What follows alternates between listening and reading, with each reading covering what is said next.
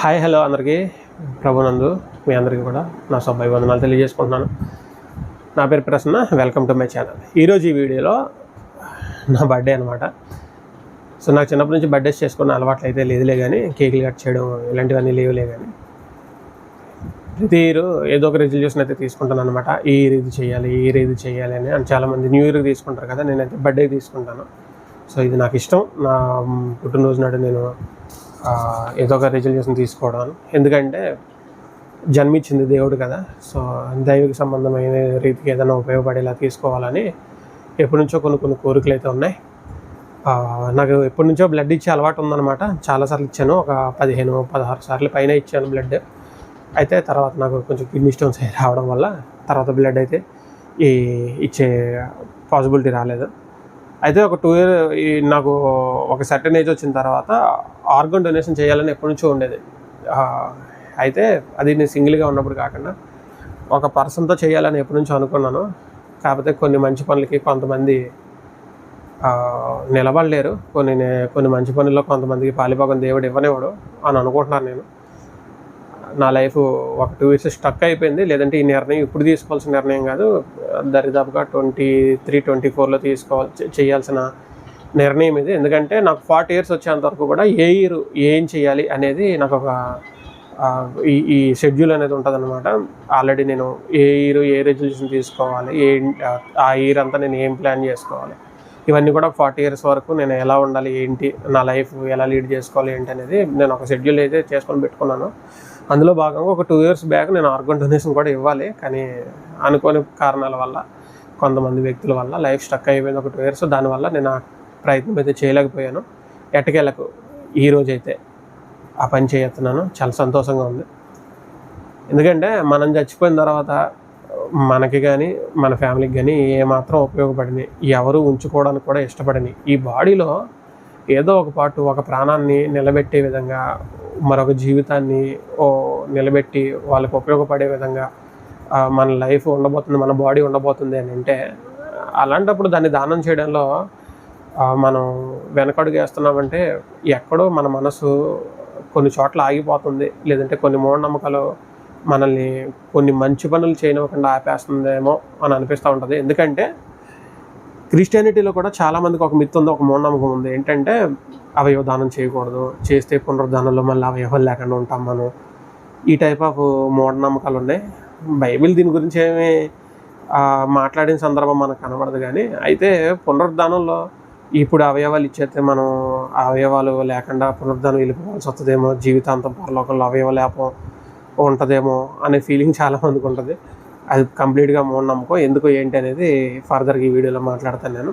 ఈరోజు వ్లాగ్ ఎంత అయితే అదనమాట.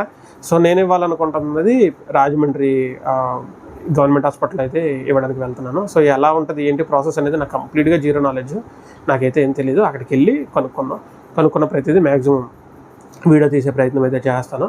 సో ఏం జరిగింది ఏంటి అనేది కూడా మొత్తం మీకైతే తెలియపరుస్తాను.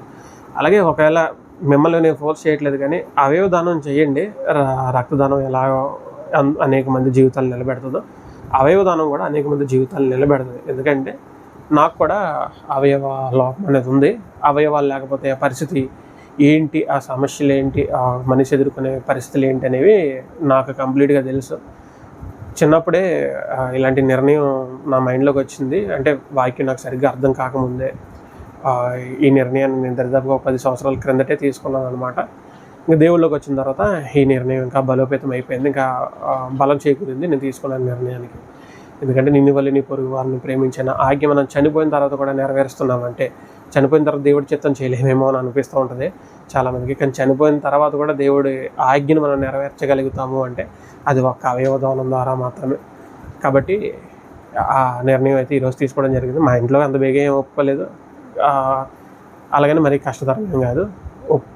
ఫైనల్గా అయితే దాన్ని ఒప్పించి ఒంటరిగా ఈ నిర్ణయాన్ని తీసుకొని ఈ ప్రయాణానికి అయితే వెళ్ళటం జరుగుతుంది. సో వీడియో చాలా ఇంట్రెస్టింగ్గా ఉంటుంది. వీడియో చివరి వరకు స్కిప్ చేయకుండా అయితే చూడండి.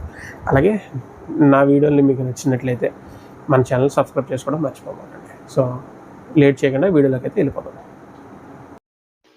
సో హాస్పిటల్కి అయితే వెళ్ళడం జరిగింది. వాళ్ళు ఏమన్నారంటే ఈరోజు సెకండ్ సాటర్డే కదా, ఈ డిపార్ట్మెంట్ వాళ్ళకి ఈరోజు హాలిడే అంట. సో మండే అయితే రామన్నారు.